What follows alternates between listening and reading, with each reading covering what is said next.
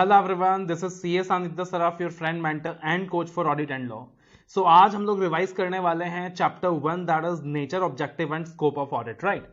तो अगर हम इस पार्टिकुलर चैप्टर की बात करें that is nature, objective and scope of audit, again basis है ऑडिट का। बेसिस है ऑडिट का, इसके अंदर हम लोग ऑडिट के बहुत ही बेसिक चीज रिवाइज करने वाले हैं। What is the meaning of audit, what is the objective of audit, the relationship of audit with various disciplines, right? तो ऑडिट के बहुत सारी बेसिक चीजें डिस्कस करने वाले हैं और साथ ही साथ 3 स्टैंडर्ड्स ऑफ ऑडिटिंग ऐसे होंगे जिसका एप्लीकेशन आपको इस चैप्टर में दिखाई देगा, दैट इज ऐसे 200, ऐसे 210 एंड ऐसे 220। तो मेनली ये 3 स्टैंडर्ड्स हैं जिनके एप्लीकेशन आपको इस पर्टिकुलर चैप्टर के साथ दिखाई देगा। सो मेरे साथ इस रिवीजन वीडियो में जुड़ने से पहले जरूरी है कि आप ऐसे 200, 210, 220 इन 3 स्टैंडर्ड्स के बारे में जानते हो, इन 3 स्टैंडर्ड्स के बारे में नॉलेज रखते हो। बिकॉज हम लोग ये जो टॉपिक रिवाइज करने वाले हैं ये straightforward study material of ICAI से रिवाइज करने वाले हैं, राइट। तो we are going to revise the topic straightforward from the ICAI study material. तो ICAI स्टडी मैट के अंदर what they have done is, इन लोगों ने बेसिक्स के साथ साथ ना स्टैंडर्ड्स को भी मिक्स कर रखा है। बेसिक जो कॉन्सेप्ट्स है वो भी साथ में डाल दिया और ऐसे 200, 210, 220 के कॉन्सेप्ट्स भी साथ में डाल दिए। तो हम इकट्ठा रिवाइज करेंगे एज्यूमिंग कि आपको 200, 210 एंड 220 का नॉलेज है, right. So we are going to revise in a flow as per study material. Study material के अंदर लगभग 80% ऑफ द कंटेंट अपन रिवाइज कर लेंगे चैप्टर के अंदर। मैं आपको काम की चीजें मार्क भी कराता जाऊंगा कि क्या चीजें काम की हैं, किसे आप इग्नोर कर सकते हैं एग्जाम से पहले। अगर सपोज आप स्टडी मैट से पढ़ रहे हैं, सो इन दैट वेरी सिनेरियो आपको कैसे रिवाइज करना है स्टडी मैट से। तो इन रिवीजन क्लासेस के बाद ये सारी चीजें आपके लिए आसान हो जाएंगी। आपने किसी भी पार्टिकुलर टीचर से क्लास ले रखी है, आपको रिवीजन में प्रॉब्लम बिल्कुल नहीं आएगा, बिकॉज हम लोग रिवाइज कहां से कर रहे हैं, सीधा ICAI के स्टडी मैट से कर रहे हैं। और हर टीचर ने अपना जो नोट्स ड्राफ्ट करा होता है, अपना जो नोट्स बनाया होता है, वो ICAI के स्टडी मटेरियल से ही बनाया होता है, राइट। और आपको जो मार्क्स मिलते हैं वो भी कहां से मिलते हैं, ICAI के स्टडी मटेरियल से मिलते हैं। सो दैट इज वाई आपने किसी भी टीचर से क्लासेस ले रखी हैं, आपको प्रॉब्लम नहीं आएगा यहां रिवाइज करते वक्त मेरे साथ, because we are going to revise from the study material. Again एक चीज आपको ध्यान रखना है कि this is not a complete explanatory class, right. तो आप ये अज्यूम नहीं कर सकते हो कि मैं आपको डिटेल्ड में सब कुछ पढ़ाने वाला हूं, because this is just a revision class. मेरा ऑब्जेक्टिव क्या है कि फटाफट आपको रिवाइज करा दूं, बट इतना एश्योरेंस है कि अगर आप इन रिविजनरी क्लासेस को अच्छे से देखोगे, राइट, रैदर मैं कहूंगा कि इन रिविजनरी क्लासेस को आप 2 बार देखोगे। आप पहले एक बार ऑडिट कर चुके हो और अभी आपने ये जो रिविजनरी क्लासेस है ये 2 बार देख लिया है, आपके लिए ऑडिट का सब्जेक्ट आसान हो जाएगा। हमारा ऑब्जेक्टिव होगा कि इन रिविजनरी क्लासेस के हेल्प से हम कोशिश करें कि कम से कम 5-6 घंटे में 60-70 मार्क्स का रिविजन कर सकें। और सिर्फ इतना ही नहीं है, मैं आपको वॉइस क्लिप भी प्रोवाइड करूंगा, राइट।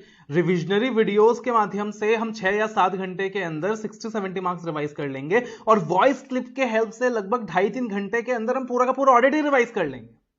तो 6-7 घंटे के रिविजनरी वीडियो के मदद से 60-70 मार्क्स का ऑडिट हमने रिवाइज कर लिया और वॉइस क्लिप्स के मदद से 3 घंटे के अंदर हमने पूरा ऑडिट का सिलेबस रिवाइज कर लिया। यानी कि आप इन revisionary videos and audio clips को अगर आप सुनते जाओगे तो पता चलेगा कि भैया 50 घंटे के अंदर तो ऑडिट 10 बार रिवाइज हो गया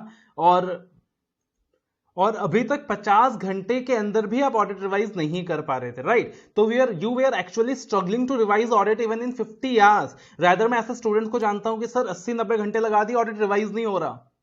तो भैया ऑडिट को इतना तुमको ना क्या कहते हैं उसे, पैनिक ऑडिट से क्रिएट होने की जरूरत नहीं है, ऑडिट से इतना ज्यादा डरने की जरूरत नहीं है।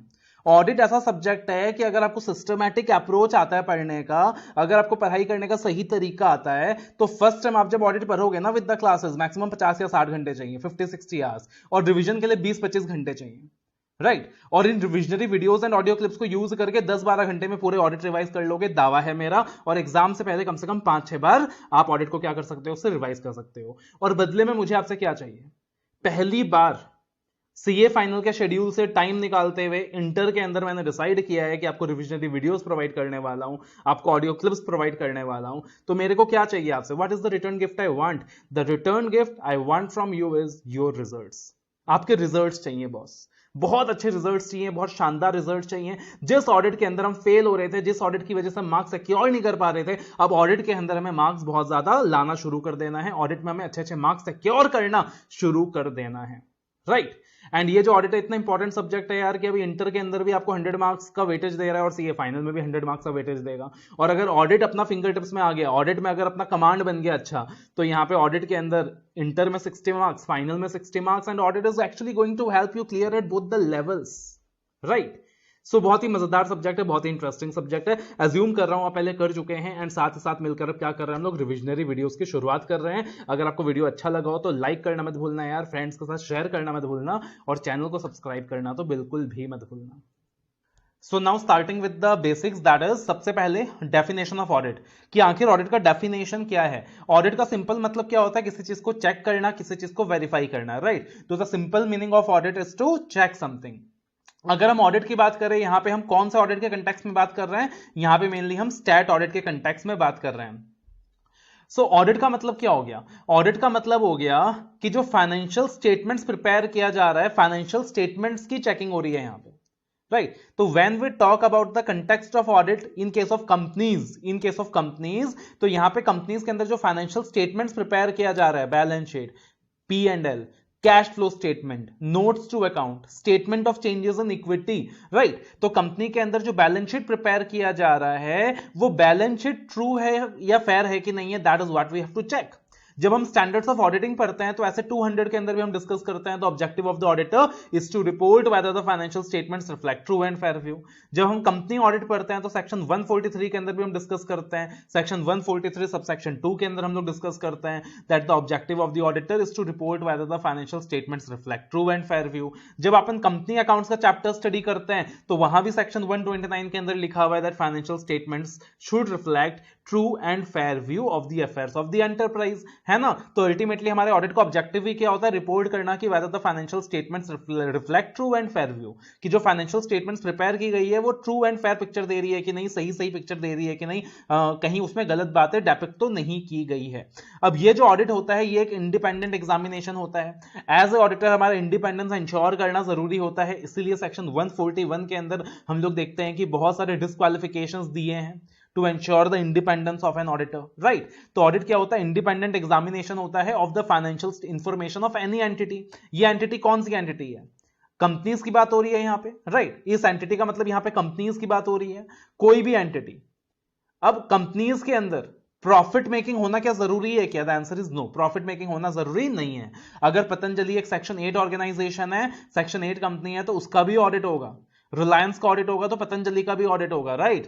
आईसीआई का भी ऑडिट होता है। तो ऑडिट हर एंटिटी का होता है, चाहे वो प्रॉफिट मेकिंग हो या ना हो, irrespective of the size and legal structure. तो डेफिनेशन के अंदर क्या दिया हुआ है, audit is the independent examination of financial information of an entity irrespective of the fact whether that entity is profit making or not, irrespective of its size and legal structure, public हो, private हो, listed हो, non listed हो, profit making हो, non profit making हो, कोई फर्क नहीं पड़ता। and objective क्या है, to express opinion। ultimately as a auditor मेरा objective क्या है, to express opinion, है ना, कि financial statements true and fair है कि नहीं है। ऐसे 200 के अंदर भी हमने वो चीज देखी है, ऐसे 700 के अंदर भी हमने वो चीज देखी है, सेक्शन 143 सब सेक्शन 2 के अंदर भी हमने वो चीज देखी है कि ultimately the objective of the auditor is to express opinion कि जो फाइनेंशियल स्टेटमेंट्स है वो सही है या नहीं है।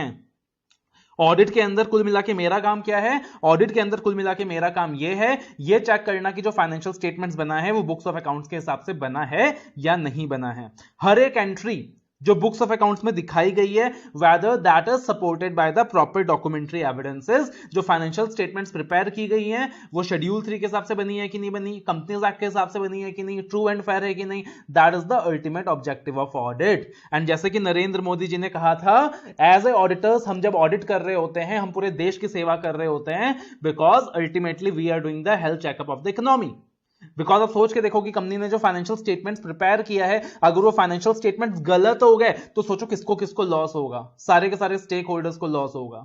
अगर कंपनी प्रॉफिट्स कम दिखा रही है तो गवर्नमेंट को टैक्सेस कम पे कर रही है, एम्प्लॉयज को पैसा कम दे रही है। अगर कंपनी प्रॉफिट ज्यादा दिखा रही है तो इन्वेस्टर्स को उकसा रही है कि आओ और पैसा लगाओ। इन्वेस्टर्स पैसा लगाएंगे, फिर इन्वेस्टर्स का पैसा डूब जाएगा और वहां सत्यम जैसा कांड निकल के आ जाएगा, right. So that is why अपने को समझना पड़ेगा कि ये जो ऑडिट है इसका जो उद्देश्य है बहुत ही बड़ा है। The objective of the audit is very very broad, and that is why it is given in the law that only we the chartered accountants have been conferred the powers to do the audit of the companies। Because as a auditors, as chartered accountants, हम लोगों ने बहुत पढ़ाई करी है, बहुत मेहनत करी है, आर्टिकलशिप ट्रेनिंग ली है, हमने अकाउंट्स पढ़ा है, हमने टैक्स पढ़ा है, हमने लॉ पढ़ा है, हमने बहुत सारा नॉलेज इकट्ठा किया है, and that is why we are capable of doing the audit of the companies. अब आपको लग रहा होगा सर हम डेफिनेशन ऑफ ऑडिट पढ़ रहे थे, आप ये इतना सारा ज्ञान क्यों देने लग रहे हो कि भाई ऑडिट जो है किस किस के लिए इंपॉर्टेंट है ना, और ऑडिट से क्या क्या फायदा होना है, और ऑडिट के लिए एज ए चार्टर्ड अकाउंटेंट्स हमें चूज किया गया है। तो ये जो सारी बातें मैं आपको बता रहा हूं, ये सारा आपको इस चैप्टर के अंदर मिलने वाला है। You are going to get all in the chapter. देखो अगला टॉपिक क्या है, ऑब्जेक्टिव ऑफ द ऑडिट। तो ऑब्जेक्टिव ऑफ द ऑडिट क्या बताया मैंने, क्या है ऑब्जेक्टिव ऑफ द ऑडिट? ये चेक करना कि जो फाइनेंशियल स्टेटमेंट्स है वो ट्रू एंड फेयर है कि नहीं है। जब हम ऑब्जेक्टिव्स ऑफ ऑडिट की बात करते हैं तो हमारे दिमाग में क्या क्लिक होना चाहिए, तुरंत ऐसे 200 क्लिक होना चाहिए, that is objectives of the independent auditor, overall objectives of the independent auditor in the conduct of financial statements, in an audit of financial statements. तो ऐसे 200 के अंदर क्या देखा है हमने कि ऑडिटर का ऑब्जेक्टिव है ये रिपोर्ट करना कि फाइनेंशियल स्टेटमेंट्स ट्रू है या फेयर है, राइट, ट्रू एंड फेयर है कि नहीं है। और ऐसे 200 के अंदर हमने देखा है कि ऑडिटर क्या कर सकता है, रीजनेबल एश्योरेंस ले सकता है। ऐसे 200 के अंदर हमने शब्द यूज किया है कि ऑडिटर रीजनेबल एश्योरेंस ले सकता है, मतलब 90-95% काइंड ऑफ एश्योरेंस दे सकता है कि भाई जो फाइनेंशियल स्टेटमेंट्स है वो ट्रू एंड फेयर है। ऑडिटर एब्सोल्यूट एश्योरेंस नहीं दे सकता है, ऑडिटर एब्सोल्यूट एश्योरेंस नहीं दे सकता है। ये हमने कहां देखा है, ऐसे 200 में देखा है।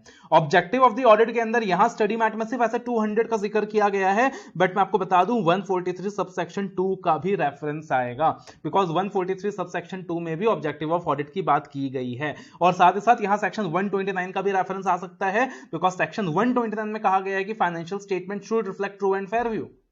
और उसके बाद ऐसे 200 में कहा गया है कि the objective of the auditor is to report whether the financial statement reflect true and fair view. और उसके बाद सेक्शन 143 सबसेक्शन 2 में कहा गया है that the objective of the auditor is again to report that the financial statements reflect true and fair और not. उसके बाद स्कोप ऑफ ऑडिट की बात कर रहे हैं हम। अगला जो टॉपिक है कि ऑडिट के स्कोप में क्या क्या आएगा। तो सबसे पहली चीज अगर हम स्कोप की बात करें तो स्कोप का मतलब क्या है कि एज ए ऑडिटर जब मैं ऑडिट करने जाऊंगा तो मैं ऑडिट के वक्त क्या क्या चीजें कवर करूंगा, मैं क्या क्या चीज करूंगा, मेरे दायरे में क्या क्या आएगा। तो अपने को पता होना चाहिए कि स्कोप डिसाइड कैसे होता है। एक तो स्कोप कंपनीज एक्ट के हिसाब से डिसाइड होता है, एक जो आईसीआई के प्रोनाउंसमेंट्स आते हैं, institute of chartered accountants of India जो प्रोनाउंसमेंट्स रिलीज करता है वहां स्कोप डिसाइड होता है। और एज ए ऑडिटर अपन जो टर्म्स ऑफ एंगेजमेंट एंटर करते हैं मैनेजमेंट के साथ इन ऐसे 210, तो उसके अकॉर्डिंग भी क्या होता है, स्कोप डिसाइड होता है, राइट। और नॉर्मली स्कोप के अंदर क्या क्या चीजें आती हैं, that we have to cover all the aspects of the audit, we have to cover all the aspects of the audit. जब हम all the aspects of the enterprise की बात करते हैं, that we have to cover all the enterprise, cover all the aspects of the enterprise. तो जब हम कहते हैं कि we have to cover all the aspects of the enterprise, इसके अंदर इंटरनल कंट्रोल सिस्टम भी आता है, इसके अंदर अकाउंट्स का पार्ट भी आता है, इसके अंदर रेशियो एनालिसिस भी आता है, इसके अंदर सब कुछ आता है, राइट। अगला क्वेश्चन इस पार्टिकुलर टॉपिक के ऊपर है कि ऑल एस्पेक्ट्स ऑफ एंटरप्राइज में क्या क्या आएगा। तो स्कोप की बात करें तो स्कोप के अंदर एक एंटरप्राइज के जितने भी इंपॉर्टेंट एस्पेक्ट्स हैं सब कुछ कवर्ड होने चाहिए। स्कोप के अंदर क्या कवर्ड होना चाहिए कि ऑडिटर को रीजनेबली सेटिस्फाइड होना पड़ेगा कि जो इंफॉर्मेशन फाइनेंशियल स्टेटमेंट्स में दिया गया है वो रिलायबल है कि नहीं, प्रॉपर डिस्क्लोजर हुआ है कि नहीं, प्रॉपर क्लासिफिकेशन हुआ है कि नहीं, whether the information is properly disclosed to the users of financial statement, whether the classification has been done in a proper manner. अपने स्कोप में क्या आता है, इंटरनल कंट्रोल सिस्टम को चेक करना, that is making a study and evaluating the internal control system. अपने scope में क्या आता है, वाउचिंग वेरिफिकेशन करना, बाकी ऑडिट प्रोसीजर्स परफॉर्म करना। अपने स्कोप में क्या आता है, फाइनेंशियल स्टेटमेंट्स को बुक्स ऑफ अकाउंट से कंपेयर करना कि जो बुक्स ऑफ अकाउंट्स है उस हिसाब से फाइनेंशियल स्टेटमेंट सही तरीके से बनाए कि नहीं बनाए। अपने स्कोप में क्या आता है कि जो जजमेंट्स मैनेजमेंट ने प्रिपेयर किया है ये चेक करना कि whether those judgements have been prepared prudently, जो जजमेंट्स मैनेजमेंट ने प्रिपेयर किया है whether those judgements have been prepared prudently. इसके बारे में हम कहां देखते हैं, ऐसे 540 के अंदर भी देखते हैं, राइट। तो अपने स्कोप के अंदर क्या क्या चीजें आ जाएंगी, अपने स्कोप के अंदर एंटरप्राइज के सारे इंपॉर्टेंट एस्पेक्ट्स आ जाएंगे। अपने स्कोप के अंदर यह आ जाएगा कि अपने को देखना है कि जो इंफॉर्मेशन है वो रिलायबल है कि नहीं है। अपने स्कोप के अंदर आ जाएगा कि फाइनेंशियल स्टेटमेंट्स का प्रॉपर डिस्क्लोजर हुआ है कि नहीं हुआ। अपने स्कोप के अंदर इंटरनल कंट्रोल सिस्टम आ जाएगा, अपने स्कोप के अंदर वेरिफिकेशन आ जाएगा, अपने स्कोप के अंदर फाइनेंशियल स्टेटमेंट्स को अंडरलाइंग रिकॉर्ड से कंपेयर करना आ जाएगा, अपने स्कोप के अंदर जो मैनेजमेंट ने जजमेंट्स प्रिपेयर किया है उनको चेक करना आ जाएगा। एंड जो भी चीजें अपने स्कोप में आएंगी, अपने दायरे में होंगी, अपने को उसके बाहर जाके काम नहीं करना है। जो भी कंपनी लॉ में मेरे को पावर्स कन्फर की गई है, जो भी आईसीआई ने मेरे को एज ए ऑडिटर पावर्स दिया है, जो भी टर्म्स ऑफ एंगेजमेंट मेरा डिसाइड हुआ मैनेजमेंट के साथ, मेरे को अपने स्कोप के बाहर जाके काम नहीं करना है, अपने स्कोप के अपने दायरे के बाहर जाके काम नहीं करना है। और आगे चल के कहा गया है कि अगर मैनेजमेंट मेरे स्कोप में लिमिटेशंस लगाता है, फॉर एग्जांपल मैनेजमेंट से बुक्स ऑफ अकाउंट्स का एक्सेस मांगना, इंटरनल कंट्रोल सिस्टम चेक करना, मैनेजमेंट ने जजमेंट्स प्रिपेयर किया है कि नहीं वो सारा कुछ चेक करना, ये सब कुछ मेरे स्कोप में आता है। लेकिन कल को जब मैं मैनेजमेंट से बुक्स ऑफ अकाउंट्स का एक्सेस मांग रहा हूं, मैं इंटरनल कंट्रोल सिस्टम चेक करना चाहता हूं, मैं मुझे मैनेजमेंट से कोऑपरेशन चाहिए और मैनेजमेंट कोऑपरेट नहीं कर रहा, मैनेजमेंट मेरे स्कोप में क्या लगा रहा है, लिमिटेशन लगा रहा है, तो बोला गया है कि I will have to specify in the audit report. और वो स्पेसिफिकेशन कैसे होता है, तो ऐसे 705 के अंदर हम लोग डिस्कस करते हैं दैट अगर मैनेजमेंट मेरे स्कोप में लिमिटेशन लगा रहा है तो I will have to express a qualified और disclaimer as the case may be. अब क्वालिफिकेशन क्या है, डिस्क्लेमर क्या है, अज्यूम कर रहा हूं आप सबको पता है, आपने स्टैंडर्ड्स की वो बेसिक नॉलेज हासिल कर रखी है। तो अगर मेरे स्कोप में लिमिटेशन लगाया जा रहा है, मेरे को क्या करना पड़ेगा, ऐसे 705 के हिसाब से again I will have to disclaim the report, I will have to give a qualification. ऐसे 200 में भी कहा गया है और ऐसे 705 में भी कहा गया है। अब स्कोप के अंदर एक पॉइंट क्या था, that I have to cover all the aspects of the in the enterprise. अब अगला जो क्वेश्चन है कि क्या क्या एस्पेक्ट्स कवर करोगे भैया ऑडिट के अंदर, क्या क्या एस्पेक्ट्स कवर करोगे, बहुत लॉजिकल सी चीज है। सबसे पहले मैं इंटरनल कंट्रोल सिस्टम देखूंगा, मैं अकाउंटिंग सिस्टम चेक करूंगा, मैं इंटरनल कंट्रोल सिस्टम चेक करूंगा, बिकॉज ऑडिट पढ़ते वक्त हम बार बार रिपीट करते हैं कि सबसे पहले इंटरनल कंट्रोल सिस्टम चेक करो। ऐसे 315 का एप्लीकेशन आएगा, ऐसे 315 का एप्लीकेशन आएगा, check the internal control system, assess the internal control system, on the basis of the understanding of the internal control system decide the nature, time, extent of audit procedures. ये भारी भरकम शब्द हम लोग बार बार यूज करते हैं audit पढ़ते वक्त, राइट। उसके बाद क्या करना है, अपने को देखना है कि जो सिस्टम्स एंड प्रोसीजर्स डिजाइन किया गया है वो सही है कि नहीं। अपने को बुक्स ऑफ अकाउंट्स की अरिथमेटिकल एक्यूरेसी चेक करनी है कि बुक्स ऑफ अकाउंट्स के अंदर जो अरिथमेटिकल एक्यूरेसी है वो सही है कि नहीं, सारे फिगर्स करेक्टली पोस्ट हुए हैं कि नहीं, बैलेंसेस सही तरीके से शो हो रहे हैं कि नहीं, जो भी ट्रांजैक्शंस बुक्स के अंदर दिया गया है, फाइनेंशियल स्टेटमेंट्स में दिया गया है, whether those are authenticated, whether those are verified, right. ascertaining that a proper distinction have been made between items of capital and revenue nature। कहीं ऐसा तो नहीं है कि किसी कैपिटल नेचर के आइटम को, किसी कैपिटल खर्चे को P&L में खर्चा दिखा दिया, किसी P&L के खर्चे को बैलेंस शीट में कैपिटलाइज कर दिया। तो ascertain that a proper distinction has been made between the items of capital and revenue nature, comparing the balance sheet and P&L with the underlying records, because ultimately जो balance sheet बना है, जो P&L बना है, वो underlying record से तो बना है, बुक्स ऑफ अकाउंट से तो बना है, तो उसको चेक करना भी अपने स्कोप का पार्ट है। वेरिफिकेशन, वाउचिंग किसका करता है हमेशा, खर्चों का, इनकम्स का। वेरिफिकेशन किसका करते हैं हम लोग हमेशा, एसेट्स का, लायबिलिटीज का। तो vouching, verification, right. Checking whether the law and regulation has been complied, कि अगर मैं किसी कंपनी को ऑडिट कर रहा हूं तो कंपनी के ऊपर जो भी लॉज रेगुलेशंस लग रहे हैं, ये चेक करना मेरे को एज ए ऑडिटर की लॉज एंड रेगुलेशंस कंप्लाई हो रहे हैं कि नहीं। ऐसे 250 का रेफरेंस आएगा। और फाइनली मेरे को क्या करना है, जिस अथॉरिटी ने मेरे को अपॉइंट किया है, शेयर होल्डर्स ने मेरे को अपॉइंट किया है, तो मेरे को शेयर होल्डर्स को रिपोर्ट करना है।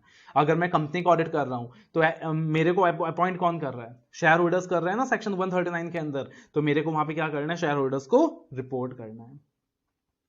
तो ये किस में आ गया, ये अपना आ गया aspects to be covered in audit के अंदर, कि मेरे को अकाउंटिंग सिस्टम भी देखना है, मेरे को इंटरनल कंट्रोल सिस्टम भी देखना है, मेरे को बुक्स ऑफ अकाउंट्स भी देखना है, फाइनेंशियल स्टेटमेंट्स भी देखना है, कैपिटल रेवेन्यू आइटम्स के बीच डिस्टिंक्शन भी करना है, ये देखना है कि जो बैलेंस शीट P&L बना है वो अंडरलाइंग रिकॉर्ड से बना है कि नहीं बना, राइट। ये सारी चीजें चेक करनी है। एसेट्स का वेरिफिकेशन करना है, लायबिलिटीज का वेरिफिकेशन करना है, बैलेंस शीट चेक करना है, P&L करना है, स्टैट्यूटरी लॉज एंड रेगुलेशंस का कंप्लायंसेस चेक करना है, और फाइनली क्या करना है, अपॉइंटिंग ऑथोरिटीज को रिपोर्ट करना है। और जो भी असर्शंस मैनेजमेंट ने दी है उनको वेरीफाई करना है। अब असर्शंस का मतलब क्या होता है, असर्शंस का मतलब आपको मैंने डिटेल्ड में दिया हुआ है। असर्शंस के एक अलग से वीडियो आपको मैंने अपने YouTube चैनल के अंदर दिया हुआ है, the meaning of assertions, that is embodiment by the management, declaration by the management, कि मैनेजमेंट क्या करता है, हर एक फाइनेंशियल स्टेटमेंट के आइटम के बारे में डिक्लेरेशन देता है। मेरा खर्चा इतना है, मेरा एसेट कौन कौन सा है, मेरी लायबिलिटीज कौन कौन सी है, एसेट का वैल्यू क्या है, लायबिलिटीज का वैल्यू क्या है, तो वो सारा क्या होता है, असर्शन होता है। और असर्शन का डिटेल्ड मीनिंग मैंने क्या दिया, उसके अलग से यूट्यूब लेक्चर बना रखा है, द मीनिंग ऑफ असर्शन।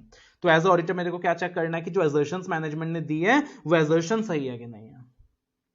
अगला क्वेश्चन आता है टाइप्स ऑफ ऑडिट, कि ऑडिट कितने प्रकार के होते हैं। तो देखना, एक होता है ऑडिट अंडर लॉ और दूसरा होता है वॉलेंटरी ऑडिट। कंपनीज की अगर हम बात करें तो कंपनीज का ऑडिट क्या होता है, मैंडेटरी होता है। स्टैट्यूट के हिसाब से, लॉ के हिसाब से कंपनी का ऑडिट कराना कंपलसरी होता है कंपनीज के लिए, तो वो क्या होगी, ऑडिट रिक्वायर्ड अंडर लॉ। लेकिन अगर हम इंडिविजुअल्स की बात करें, अगर हम पार्टनरशिप फर्म्स की बात करें, अगर हम एचयूएफ्स की बात करें, तो उनके लिए ऑडिट कराना कंपलसरी नहीं होता, ऑप्शनल होता है। लेकिन अगर वो एंटिटीज अपना ऑडिट कराते हैं तो उनके अलग फायदे हैं। बैंक से लोन आसानी से मिल जाएगा, उनके फाइनेंशियल स्टेटमेंट्स को एक्सटर्नल अथॉरिटीज ज्यादा रिलाई करेंगी, डिस्प्यूट सेटलमेंट में आसानी होगी। तो इस तरीके से अन्य एडवांटेजेस मिलने वाले हैं इंडिविजुअल्स को, पार्टनरशिप फर्म्स को, एचयूएफ्स को, अगर वो ऑडिट कराती हैं। तो वो किस में आ गया, वॉलेंटरी ऑडिट के कैटेगरी में आ गया। और ऑडिट रिक्वायर्ड अंडर लॉ के अंदर क्या आ गया, कंपनीज का ऑडिट। तो अगेन इसके ऊपर भी कभी कभी क्वेश्चन पूछा जा सकता है। उसके बाद advantages of audit of financial statements, कि अगर हम ऑडिट की बात करें तो ऑडिट के एडवांटेजेस क्या हैं, राइट। फाइनेंशियल स्टेटमेंट्स के ऑडिट के एडवांटेजेस क्या है, इतना हाई तो मचा क्यों रखा है भैया। Audit is a independent examination, audit shall be done, chartered accountant has to be appointed, ये इतना हाई तो मचा क्यों रखा है। ऑडिट का इतना एडवांटेजेस क्या है आखिरकार, what is the advantage of audit. तो लॉजिकल सी चीज है भाई, लॉजिकल सी चीज है कि अल्टीमेटली कंपनी के जितने भी स्टेक होल्डर्स हैं, स्टेक होल्डर्स मतलब जैसे फॉर एग्जांपल कंपनी के शेयर होल्डर्स जो कि कंपनी के ओनर्स हैं, कंपनी के क्रेडिटर्स, कंपनी के एम्प्लॉयज, गवर्नमेंट, सप्लायर्स, क्रेडिटर्स, ये सारा कंपनी के साथ इनको रिलेशन बनाना है कि नहीं, स्टैब्लिश करना है कि नहीं, ये कंपनी का फाइनेंशियल देखकर डिसाइड करता है ना। शेयर होल्डर देखता है अच्छा कंपनी प्रॉफिट कमा रही है, मैं शेयर खरीदूंगा। कंपनी प्रॉफिट कमा रही है तो अकॉर्डिंगली गवर्नमेंट को टैक्सेस मिलता है, गवर्नमेंट भी फिस्कल मेजर्स देती है। सप्लायर्स कहता है कि अच्छा भाई ये कंपनी अच्छा प्रॉफिट कर रही है, क्रेडिट में माल दूंगा। बैंक कहता है लोन दूंगा। तो that is all dependent upon the information, the financial information the company is showing, right. So advantages of audit क्या है कि अगर जो फाइनेंशियल स्टेटमेंट्स का ऑडिट हुआ है वो एक चार्टर्ड अकाउंटेंट ने किया है, इंडिपेंडेंटली किया है, तो ये सारे के सारे स्टेक होल्डर्स का इंटरेस्ट प्रोटेक्ट करेगा। It acts as a moral check on employees at the same time, कि एम्प्लॉयज को क्या होगा, फ्रॉड वगैरह करने में डर लगेगा कि भाई ऑडिट होने वाला है, ऑडिटर आएगा कल को चेक करेगा, मेरी जो चोरी है वो पकड़ी जा सकती है। टैक्सेस का जो फिगर है वो रिलायबल होगा, ट्रेड डिस्प्यूट के सेटलमेंट में आसानी होगी, जो बैंकर्स है वो ज्यादा रिलाई करेंगे कि before giving loans and everything, ये पता चल जाएगा कि बुक्स ऑफ अकाउंट्स अच्छे से मेंटेन्ड है कि नहीं है, इंटरनल कंट्रोल सिस्टम अच्छा है कि नहीं, ये पता चल जाएगा, राइट। जिन कंपनीज का ऑडिट होता है तो उनको लाइसेंसेस वगैरह आसानी से मिल जाती है, पार्टनरशिप फर्म के केस में डिस्प्यूट सेटलमेंट में आसानी होती है। तो ये सारा क्या हो गया, एडवांटेजेस ऑफ ऑडिट हो गया। अब अगला जो कॉन्सेप्ट दिया हुआ है यहाँ पे, इनहेरेंट लिमिटेशंस ऑफ ऑडिट, ये जो कॉन्सेप्ट है अपन ऐसे 200 में देखते हैं। That is overall objectives of the independent auditor and the conduct of an audit in accordance with standards of auditing. तो ये जो इनहेरेंट लिमिटेशंस का कॉन्सेप्ट है ऐसे 200 में देखते हैं कि ऑडिट करने के बाद क्या इस बात का एब्सोल्यूट एश्योरेंस मिल जाएगा कि फाइनेंशियल स्टेटमेंट्स में एरर्स, फ्रॉड्स नहीं है। नहीं, ऑडिट होने के बाद भी इस बात का एब्सोल्यूट एश्योरेंस नहीं मिलने वाला कि कंपनी के अंदर एरर्स, फ्रॉड्स नहीं है। ऑडिट होने के बाद भी सिर्फ रीजनेबल एश्योरेंस मिल सकता है, 90% तसल्ली मिल सकती है, 100% तसल्ली नहीं मिल सकती है, राइट। तो ऐसे 200 के अंदर कहा गया है this is because of certain inherent limitations of an audit and there are 4 inherent limitations. इसको याद करने का एक फॉर्मूला दिया है मैंने, that auditor is a fat man having various limitations. Auditor is a fat man having various limitations. तो क्या हो गया ये, F से फाइनेंशियल रिपोर्टिंग, A से ऑडिट प्रोसीजर्स, T से timeliness of cost benefit and then limitations. F से financial reporting मतलब nature of financial reporting, A से ऑडिट प्रोसीजर्स मतलब nature of audit procedures, T से timeliness of cost benefit and then other limitations.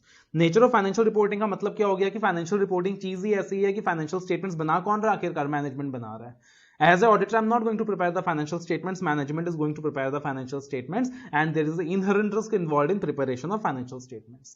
Because management को क्या करना है, judgements बनाना है, मैनेजमेंट को हर जगह अपना जजमेंट्स अप्लाई करना है, अनसर्टेनिटी के ऊपर चीजें बेस्ड हैं। कभी कभी हो सकता है कि फाइनेंशियल स्टेटमेंट बनाने वाला बंदा इतना नॉलेजेबल नहीं है, तो बहुत सारे रिस्क इन्वॉल्व है। नेचर ऑफ फाइनेंशियल रिपोर्टिंग ऐसा है कि हमेशा लिमिटेशंस रहेगा ही रहेगा ऑडिट के अंदर। उसके बाद नेचर ऑफ ऑडिट प्रोसीजर्स, अगर हम नेचर ऑफ ऑडिट प्रोसीजर्स की बात करें तो एज ए ऑडिटर मेरे जो पावर्स है वो लिमिटेड है। एज ए ऑडिटर मेरे पास सीआईडी जैसे पावर्स नहीं है, मेरे पास इन्वेस्टिगेटिंग ऑफिसर्स जैसे पावर्स नहीं है, मेरे जो पावर्स है वो लिमिटेड है, राइट। जो मैं एविडेंसेस कलेक्ट करता हूं वो एविडेंसेस पर्सुएसिव होता है रादर देन कंक्लूसिव। एक सेंटेंस हम लोग यूज करते हैं कि जो एविडेंसेस मैं कलेक्ट करता हूं एज ए ऑडिटर वो क्या होता है, पर्सुएसिव होता है रादर देन कंक्लूसिव। मतलब मैं परसुएट तो कर सकता हूं सामने वाले को कि देखो ऐसा है, बट मैं कंक्लूड नहीं कर सकता। कोर्ट ऑफ लॉ में वो चीज प्रेजेंट नहीं हो सकती। मेरे जो पावर्स हैं वो लिमिटेड है, मेरे पास इन्वेस्टिगेटिंग ऑथोरिटीज के पावर्स नहीं है, राइट। मेरे को लीगल पावर्स नहीं दिया गया है इन्वेस्टिगेटिंग ऑथोरिटीज की तरह। उसके बाद जो तीसरा लिमिटेशन दिया गया है वो दिया गया timeliness of financial reporting and the balance between benefit and cost. इसका मतलब क्या हो गया? इसका मतलब ये हो गया कि देखो time and cost is also a limitation, obviously कि टाइम नहीं है, पैसा कम मिल रहा है, but that is not a sufficient ground for the auditor to omit an alternative procedure. Time कम होना, पैसा कम मिलना, वो भी एक लिमिटेशन है, बट वो मेरे लिए सफिशिएंट ग्राउंड नहीं हो सकता। मैं ये नहीं बोल सकता कि अच्छा इस एंटिटी में मेरे ऑडिट करने के बाद भी फ्रॉड इसलिए मिल गया बिकॉज ना इन्होंने पैसा मुझे कम दिया था, मेरे पास ऑडिट करने का टाइम कम था, बोल के मैंने यहाँ डिटेल्ड चेकिंग कम करी थी, यहाँ मैंने चेकिंग नहीं करा था ज्यादा बिकॉज फीस कम मिला था, टाइम कम था। जबकि वो जो दूसरा एंटिटी है ना वहां फीस ज्यादा मिला था, वहां टाइम ज्यादा था, तो मैंने ऑडिट ज्यादा किया था, मैंने डिटेल्ड चेकिंग करी थी। तो आप ये नहीं कह सकते, राइट। तो मैटर ऑफ डिफिकल्टी, टाइम और cost involve is not in itself a valid basis for the auditor to omit an alternative procedure. And then other factors, other matters that affect the limitation of audit. For example, ultimately fraud कौन कर रहा है? Management कर रहा है। Related party transactions में कौन involve है? मैनेजमेंट इन्वॉल्व है। अगर ऑडिटर को डॉक्यूमेंट ही नहीं दिया मैनेजमेंट ने तो ऑडिटर क्या उखाड़ लेगा, ऑडिटर क्या कर लेगा? तो इस तरीके से काफी सारे लिमिटेशंस हो सकता है। कुल मिला के 4 लिमिटेशंस है, ऐसे 200 के अंदर दिया हुआ है, inherent limitations of an audit, right. अब उसी को एक्सप्लेन किया हुआ है, उसी के इलस्ट्रेशंस दिए हुए हैं, ऐसे 200 के ऊपर ये कॉन्सेप्ट बेस्ड है। अगला जो क्वेश्चन है, relationship of auditing with other disciplines, कि ऑडिट का बाकी डिसिप्लिन्स के साथ, बाकी सब्जेक्ट्स के साथ क्या क्या रिश्ता है, कौन कौन से सब्जेक्ट्स के साथ रिश्ता है। बहुत ही सिंपल है यार। सीपीटी यानी फाउंडेशन के सारे सब्जेक्ट्स याद कर लो, इंटर के सारे सब्जेक्ट्स याद कर लो। कौन कौन सा सब्जेक्ट पढ़ा था सीपीटी में? फाउंडेशन में अकाउंट्स पढ़ा था, लॉ पढ़ा था, राइट। और कौन सा पढ़ा था? मैथ्स पढ़ा था सर। फिर अब इंटर में क्या पढ़ रहे हो भाई? इंटर के अंदर सब हम आईटी पढ़ रहे हैं सर, हम स्ट्रैटेजिक मैनेजमेंट पढ़ रहे हैं, हम कॉस्टिंग पढ़ रहे हैं, हम डायरेक्ट टैक्स पढ़ रहे हैं, हम इनडायरेक्ट टैक्स पढ़ रहे हैं, ये सारा कुछ पढ़ रहे हैं, लॉ पढ़ रहे हैं, है ना। अच्छा सर, फाउंडेशन में इकोनॉमिक्स भी पढ़ा था। अब देखना, जो जो सब्जेक्ट्स का आपने नाम लिया ना, हर किसी का ऑडिट के साथ रिश्ता है। ऑडिटिंग एंड अकाउंटिंग का एक रिश्ता है, ऑडिट एंड लॉ का एक रिश्ता है, ऑडिट एंड इकोनॉमिक्स का एक रिश्ता है, auditing and statistics and mathematics का एक रिश्ता है, ऑडिटिंग एंड डाटा प्रोसेसिंग का रिश्ता है, ऑडिटिंग एंड फाइनेंशियल मैनेजमेंट का रिश्ता है, ऑडिटिंग एंड कॉस्टिंग का रिश्ता है यानी प्रोडक्शन का रिश्ता है। तो हर किसी के साथ ऑडिटिंग का रिश्ता है, जैसे ऑडिटिंग एंड अकाउंटिंग। तो auditing and accounting are closely related with each other. Ultimately जहां अकाउंटिंग खत्म होती है वहीं ऑडिटिंग शुरू होता है, जहां अकाउंटिंग खत्म होती है वहीं ऑडिटिंग शुरू होता है। And the auditor, it naturally calls on the part of the auditor to have a thorough and sound knowledge of general accepted accounting principles. Auditor के पास जनरली एक्सेप्टेड अकाउंटिंग प्रिंसिपल्स के अच्छे नॉलेज होने ही चाहिए। उसके बाद ऑडिटिंग एंड लॉ। तो again relationship between auditing and law is a very close one. Auditor को क्या चेक करना है? ये चेक करना है कि जो भी ट्रांजैक्शन एंटर की गई हैं वो लॉ रेगुलेशन के हिसाब से है कि नहीं। ऑडिटर को डायरेक्ट टैक्सेशन का नॉलेज होना चाहिए, इनडायरेक्ट टैक्सेशन का नॉलेज होना चाहिए, और जो बाकी जनरल लॉज है जैसे कि कॉन्ट्रैक्ट एक्ट हो गया, नेगोशिएबल इंस्ट्रूमेंट्स एक्ट हो गया, उनका भी जनरल अंडरस्टैंडिंग होना चाहिए। ऐसे 250 का भी एप्लीकेशन आ सकता है यहाँ पे। ऑडिटिंग एंड इकोनॉमिक्स, ऑडिटर को ओवरऑल इकोनॉमिक एनवायरनमेंट की जानकारी होनी चाहिए।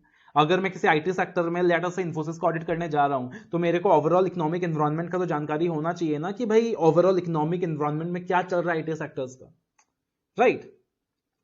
सो I need to have the understanding of the overall economic environment. उसके बाद ऑडिटिंग एंड बिहेवियरल साइंस, आप इसको इंपॉर्टेंट मार्क कर सकते हो, ऑडिटिंग एंड बिहेवियरल साइंस। तो ऑडिटिंग एंड बिहेवियरल साइंस क्या हो गया? यहाँ पे फाइनेंशियल मैटर्स की बात नहीं हो रही, नॉन फाइनेंशियल मैटर्स की बात हो रही है। मेरे को ह्यूमन बींग्स का बिहेवियर जज करना भी आना चाहिए, बिकॉज अल्टीमेटली एक फाइनेंशियल ऑडिटर का काम चलो होता है कि to deal with figures. Financial auditor का जो काम होता है to deal with figures, but अगर हम एक इंटरनल ऑडिटर की बात करें, अगर हम एक मैनेजमेंट ऑडिटर की बात करें, तो उनको पीपल के साथ भी डील करना पड़ता है, लोगों के साथ भी डील करना पड़ता है। अल्टीमेटली अगर जो ऑर्गेनाइजेशन में काम करने वाले लोग हैं वो गलत हैं, उनका जो एथिक्स है वो गलत है, अगर वो फ्रॉड वगैरह में इन्वॉल्व हैं तो कंट्रोल भी अच्छा नहीं होगा और ऑर्गेनाइजेशन के साथ सारी चीजें गलत होंगी। Ultimately it is the human beings who are responsible for designing the internal control system in the organization, है ना। तो एज ए ऑडिटर मेरे को बिहेवियरल साइंस का भी नॉलेज होना चाहिए, मेरे को ये समझ आना चाहिए ये बंदा कॉम्पिटेंट है कि नहीं, ये बंदा हॉनेस्ट है कि नहीं है। उसके बाद auditing and science and mathematics. तो अगर साइंस एंड मैथमेटिक्स की बात करें तो ऑडिटिंग का साइंस एंड मैथमेटिक्स के, स्टैटिस्टिक्स एंड मैथमेटिक्स के साथ भी रिश्ता है, राइट। अगर हम ऑडिट सैंपलिंग की बात करें तो वो तो पूरा स्टैटिस्टिक्स के ऊपर ही बेस्ड है ना। जब हम इन्वेंट्री का वेरिफिकेशन करते हैं तब भी मैथ्स का टेक्निक यूज होता है, तो हर जगह मैथ्स का एप्लीकेशन दिखाई देता है। ऑडिटिंग एंड डाटा प्रोसेसिंग, आप आजकल आपको पता है कि ज्यादातर एंटिटीज क्या कर रही है, आईटी यूज कर रही है, और ऑडिट करते वक्त अपने को भी आईटी टूल्स का पता होना चाहिए। So that is why we have in our syllabus audit in an automated environment. So again auditing and data processing. Auditing and financial management की अगेन हम बात करें तो ऑडिट करते वक्त हमें जनरल नॉलेज किस चीज का होना चाहिए, फाइनेंशियल टेक्निक्स का, जैसे कि कैपिटल मैनेजमेंट कैसे हो रहा है, fund flow, ratio analysis, capital vesting, capital structure. इसके लिए आपके सिलेबस में क्या है, एफएम है, फाइनेंशियल मैनेजमेंट है। तो फाइनेंशियल मैनेजमेंट के अंदर जितने भी चैप्टर्स है ना, आप सारे चैप्टर्स का नाम डाल सकते हो यहाँ पे। That auditor is suppose to have the knowledge of capital vesting, capital structure, ratio analysis, blah blah blah. Auditing and production कि अगेन ऑडिटर को प्रोडक्शन का भी नॉलेज होना चाहिए, प्रोडक्शन के टर्मिनोलॉजी का भी ज्यादा लेवल से नॉलेज होना चाहिए। फॉर एग्जांपल जो प्रोडक्शन हो रहा है, तो प्रोडक्शन जब हो रही है, सो इन दैट वाली सिचुएशन कौन से बाई प्रोडक्ट्स यूज हो रहे हैं, कौन से रॉ प्रोडक्ट्स यूज हो रहे हैं, किस तरीके से फाइनल आउटपुट निकल के आ रहा है। कभी कभी काफी सारे एम्प्लॉयज को क्या होता है कि जो पेमेंट दिया जाता है, जो इंसेंटिव दिया जाता है, वो प्रोडक्शन के बेसिस में दिया जाता है। तो अपने को पता होना चाहिए कि वो जो प्रोडक्शन का फिगर कैलकुलेट हो रहा है वो वहां पे कैसे कैलकुलेट हो रहा है। तो यहाँ पे क्या आ गया, ऑडिटिंग एंड प्रोडक्शन। तो हमारा क्वेश्चन क्या था, relationship of auditing with other disciplines. तो अगेन एक मेन क्वेश्चन आ सकता है, relationship of auditing with other disciplines, या फिर किसी भी किसी पार्टिकुलर टॉपिक को एक्सप्लेन करने के लिए बोला जा सकता है कि ऑडिटर का बिहेवियरल साइंस के साथ क्या रिलेशन है, ऑडिटिंग का बिहेवियरल साइंस के साथ क्या रिलेशन है, कमेंट। तो अकॉर्डिंगली किसी भी तरीके से आपसे क्वेश्चन पूछा जा सकता है। उसके बाद यहाँ पे ऑडिटिंग एंड एश्योरेंस बोर्ड के रोल के बारे में कुछ बात की जा रही है, ज्यादा रेलिवेंट नहीं है, स्टैंडर्ड्स ऑफ ऑडिटिंग के अंदर में ये चीजें कवर करता हूं, राइट। तो अभी यहाँ पे कवर नहीं कर रहा है, यहाँ पे इग्नोर कर रहा हूं फिलहाल इस चीज को। उसके बाद अगला जो टॉपिक मिलता है आपको काम का, क्वालिटीज ऑफ ऑडिटर, कि एज ए ऑडिटर क्वालिटीज क्या होनी चाहिए। तो देखो यार, क्वालिटीज को आप दो कैटेगरीज में डिवाइड कर सकते हो, एक सब्जेक्ट मैटर का नॉलेज, एक पर्सनल नॉलेज। एक सब्जेक्ट मैटर, एक पर्सनल। अगर मैं सब्जेक्ट मैटर की बात करूं तो आपको जितना सब्जेक्ट पढ़ाया जा रहा है ना, आप सारे सब्जेक्ट का नाम डाल सकते हो। Companies act, accountancy, finance, taxation, economics, जितने भी अलग अलग डिसिप्लिन पढ़ा था ना, सबका नाम मिल जाएगा इस पैराग्राफ में। और दूसरा पर्सनल क्वालिटीज, जैसे हम लोग ऐसे 200 में भी देखते हैं, objectivity, integrity, right. Then professional scepticism, then basic fundamental qualities जो हर सक्सेसफुल लीडर में होनी चाहिए, जैसे कि good temperament.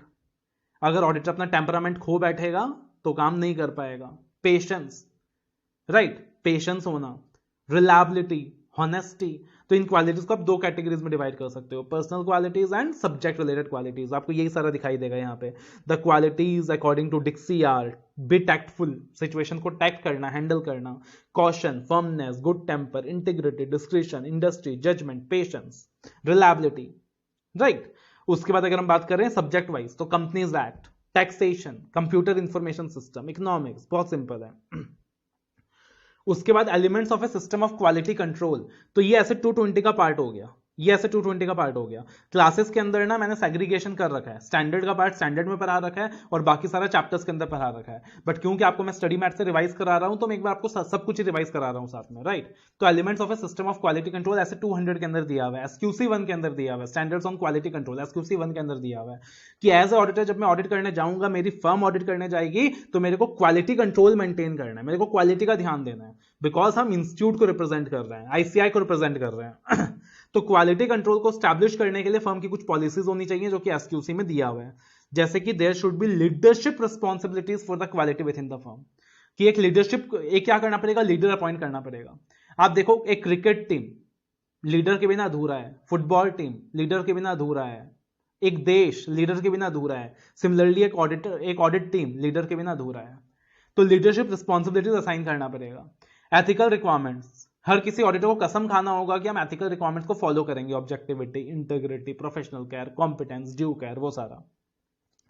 Acceptance and continuation of client relationship, तो अगेन एक ये पॉइंट देखते हैं हम ऐसे 220 के अंदर, एसक्यूसी 1 के अंदर, क्वालिटी कंट्रोल को इंश्योर करने के लिए acceptance and continuation of client relationship. जो भी ऑडिट एक्सेप्ट कर रहे हो, सोच समझ के एक्सेप्ट करो, क्वालिटी दे पाओगे कि नहीं, और हर साल असेस करो कि whether you can continue the audit in future basis. उसके बाद ह्यूमन रिसोर्सेज, अल्टीमेटली ऑडिट कौन करने वाला है, आपका स्टाफ करने वाला है, राइट। तो आपके जो ह्यूमन रिसोर्सेज है वो प्रॉपर होने चाहिए। आपने जिन ह्यूमन रिसोर्सेज को हायर कर रखा है वो अच्छे होने चाहिए, आपने उनको ट्रेनिंग प्रॉपर दे रखी होनी चाहिए। एंगेजमेंट परफॉर्मेंस, पूरे एंगेजमेंट परफॉर्मेंस को मॉनिटर करने के लिए एक एंगेजमेंट पार्टनर होना चाहिए, और फाइनली प्रॉपर मॉनिटरिंग होनी चाहिए। तो ये सारा कुछ क्वालिटी कंट्रोल का रिक्वायरमेंट है जो ऐसे 220 के अंदर हम लोग देखते हैं, राइट। उसके बाद leadership responsibilities for quality of audit को डिस्क्राइब किया हुआ है कि जो लीडर अपॉइंट किया जाएगा एंगेजमेंट के क्वालिटी कंट्रोल को इंश्योर करने के लिए, वो overall quality of audit engagement के लिए रिस्पॉन्सिबल होगा। वो क्या होगा सर? ओवरऑल ऑडिट एंगेजमेंट के क्वालिटी के लिए रिस्पॉन्सिबल होगा। उसको देखना रहेगा कि जो भी ऑडिट हो रहा है वो प्रोफेशनल स्टैंडर्ड्स के हिसाब से हो रहा है कि नहीं, लीगल रिक्वायरमेंट के हिसाब से हो रहा है कि नहीं, क्वालिटी कंट्रोल पॉलिसीज के हिसाब से हो रहा है कि नहीं हो रहा, क्वालिटी का ध्यान रखा जा रहा है कि नहीं, वो सारा उस बंदे को ध्यान रखना पड़ेगा। फिर एथिकल रिक्वायरमेंट्स क्या क्या होती हैं? जैसे हमने बोला कि एथिकल रिक्वायरमेंट्स का ध्यान रखो क्वालिटी कंट्रोल के लिए, तो एथिकल रिक्वायरमेंट्स क्या होती हैं? ऐसे 200 के अंदर हम 5 फंडामेंटल प्रिंसिपल्स पढ़ने वाले हैं एथिकल रिक्वायरमेंट्स को पूरा करने के लिए। तो उन्हीं 5 प्रिंसिपल्स का जिक्र किया गया है, right. Integrity, objectivity, professional competence, confidentiality and professional behaviour. जिसको याद करने का एक तरीका भी हम देखते हैं, एक निमोनिक भी देखते हैं ऐसे के अंदर, right. That is integrity, objectivity, professional competence, confidentiality, professional behavior। integrity का ध्यान रखना है, confidentiality का ध्यान रखना है, competent रहना है, अपने को proper knowledge होना चाहिए, right। अगर हम इंडिपेंडेंस की बात करें कि ऑडिटर शुड बी इंडिपेंडेंट, तो इंडिपेंडेंस माइंड में भी होनी चाहिए और इंडिपेंडेंस अपीयरेंस में भी होना चाहिए, मतलब दिखना चाहिए इंडिपेंडेंट है। फॉर एग्जाम्पल, जो कंपनी का डायरेक्टर है उसे का भाई को ऑडिटर बना दिया, तो अपीयरेंस में नहीं दिख रहा ना कि इंडिपेंडेंट है, दिखना चाहिए कि हाँ भाई इंडिपेंडेंट है, कोई रिश्तेदार नहीं है, कोई सगा नहीं है जो ऑडिटर अपॉइंट हुआ है। तो सेक्शन 141 के अंदर आप डिस्क्वालिफिकेशंस देखते हो to ensure independence in appearance, but at the same time independence should be in mind. पता चला एक थर्ड पार्टी को ऑडिटर बनाया जो किसी तरीके से कंपनी के डायरेक्टर से रिलेटेड नहीं है, बट कहीं ना कहीं कोई थ्रेट है, कहीं ना कहीं कोई थ्रेट है, कोई पुराना फैमिली रिलेशन है कंपनी के साथ, कोई पुराना दोस्ताना है कंपनी के साथ, राइट। जो कंपनी का डायरेक्टर है उसकी गर्लफ्रेंड को ऑडिटर बना दिया, तो एज सच रिलेटिव के डेफिनेशन में तो नहीं आता, बट वहां पे इंडिपेंडेंस एंश्योर नहीं हो पा रहा। तो इंडिपेंडेंस माइंड में भी होना चाहिए, इंडिपेंडेंस अपीयरेंस में भी दिखना चाहिए, दोनों चीजें हैं। उसके बाद इंडिपेंडेंस ऑफ ऑडिटर को और समझाया हुआ है, जैसे कि मैंने आपको बताया कि इंडिपेंडेंस माइंड में भी होनी चाहिए और इंडिपेंडेंस अपीयरेंस में भी होनी चाहिए, right. Independence should be in mind. अगर मैं सीएस आनिद्य सराफ किसी कंपनी में ऑडिटर अपॉइंट हो रहा हूं तो अल्टीमेटली इंडिपेंडेंस मेरे माइंड में होनी चाहिए, मेरा माइंड एकदम सेट होना चाहिए, बॉस मेरे को इंटीग्रिटी के साथ काम करना है, ऑब्जेक्टिविटी के साथ काम करना है, अनबायस्ड मैनर में काम करना है, बट इंडिपेंडेंस अपीयरेंस में भी होनी चाहिए। फॉर एग्जाम्पल, लेट अस से कंपनी का डायरेक्टर का जो सगा भाई है उसको ऑडिटर बना दिया, लेकिन वो माइंड से पूरा इंडिपेंडेंट है, एकदम होता है ना कभी कभी कि ठीक है यार सगा भाई है तो क्या हुआ, अच्छे से ऑडिट करूंगा, ईमानदारी से ऑडिट करूंगा, लेकिन फिर भी वो ऑडिटर नहीं बन सकता बिकॉज वो इंडिपेंडेंस माइंड से तो है बट अपीयरेंस से नहीं है। तो इंडिपेंडेंस माइंड से भी होना चाहिए और इंडिपेंडेंस अपीयरेंस में भी होना चाहिए, माइंड से भी होनी चाहिए और सारे रिजनेबल पर्सन को दिखना भी चाहिए कि हाँ भाई इंडिपेंडेंस है, तो दोनों चीजें होनी चाहिए। उसके बाद यहाँ पे कुछ थ्रेट्स टू इंडिपेंडेंस दिया हुआ है कि ऑडिटर का जो इंडिपेंडेंस है ना वो बहुत क्रुशियल है, बिकॉज अल्टीमेटली अगर ऑडिटर का वहां पे इंडिपेंडेंस कॉम्प्रोमाइज हो गया ना तो ऑडिटर का जो बेसिक पर्पस है वही डिफीट हो जाएगा। इसलिए सेक्शन 141 के अंदर काफी सारे डिस्क्वालिफिकेशंस दिए हैं, राइट। कंपनी ऑडिट के अंदर काफी सारे रेस्ट्रिक्शन दिया गया जगह जगह ताकि ऑडिटर के इंडिपेंडेंस को इंश्योर किया जा सके। बट इंडिपेंडेंस के अंदर 5 थ्रेट्स है ऑडिटर के, एक है सेल्फ इंटरेस्ट थ्रेट, एक है सेल्फ रिव्यू थ्रेट, एक है एडवोकेसी थ्रेट, एक है फैमिलियरिटी थ्रेट और एक है इंटिमिडेशन थ्रेट। तो ना इंडिपेंडेंस का ना यहाँ पे 5 थ्रेट है। एक क्या हो गया, self interest threat. Self interest का मतलब क्या हो गया कि मेरा ना क्लाइंट में कोई इंटरेस्ट है, मेरा क्या है, क्लाइंट में कोई इंटरेस्ट है, हो सकता है मेरा कोई क्लोज बिजनेस रिलेशनशिप है, मेरा बिजनेस है जो मेरी वाइफ हैंडल करती है और क्लाइंट जो है वो मोटा कस्टमर है मेरे बिजनेस का, तो वहां पे क्या है, मेरा सेल्फ इंटरेस्ट थ्रेट है, there is a self interest threat.